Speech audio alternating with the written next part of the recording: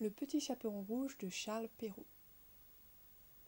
Il était une fois une petite fille de village, la plus jolie qu'on eût su voir. Sa mère en était folle et sa mère grand plus folle encore. Cette bonne femme lui fit faire un petit chaperon rouge qui lui seyait si bien que partout on l'appelait le petit chaperon rouge.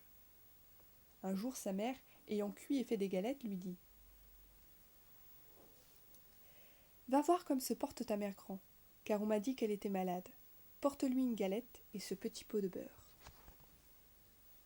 Le petit chaperon rouge partit aussitôt pour aller chez sa mère grand, qui demeurait dans un autre village.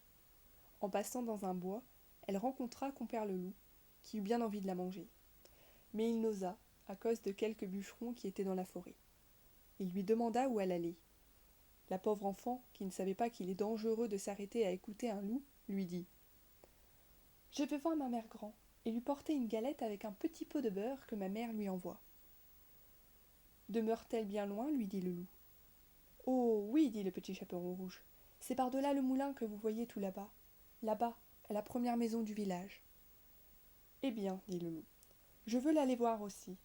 Je m'y en vais par ce chemin-ci, et toi par ce chemin-là, et nous verrons qui plus tôt y sera. » Le loup se mit à courir de toute sa force par le chemin qui était le plus court, et la petite fille s'en alla par le chemin le plus long, s'amusant à cueillir des noisettes, à courir après des papillons, et à faire des bouquets des petites fleurs qu'elle rencontrait.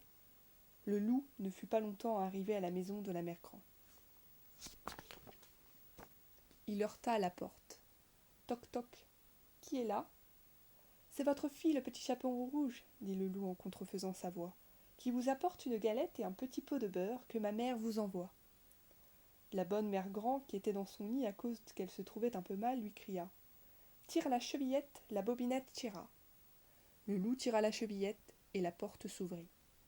Il se jeta sur la bonne femme et la dévora en moins de rien, car il y avait plus de 3 jours qu'il n'avait mangé. Ensuite il ferma la porte et s'alla coucher dans le lit de la mère grand, en attendant le petit chaperon rouge, qui quelque temps après vint heurter à la porte. Toc toc. Qui est là ? Le petit chaperon rouge, qui entendit la grosse voix du loup, eut peur d'abord, mais croyant que sa mère grand était enrhumée, répondit C'est votre petite fille, le petit chaperon rouge, qui vous apporte une galette et un petit pot de beurre que ma mère vous envoie.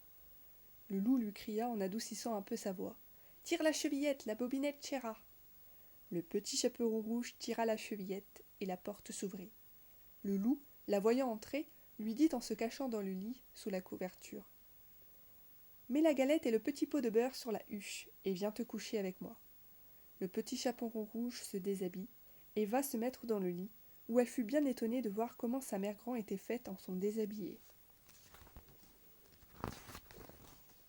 Elle lui dit « Ma mère grand, que vous avez de grands bras.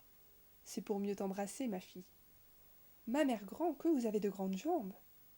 C'est pour mieux courir, mon enfant. Ma mère grand, que vous avez de grandes oreilles.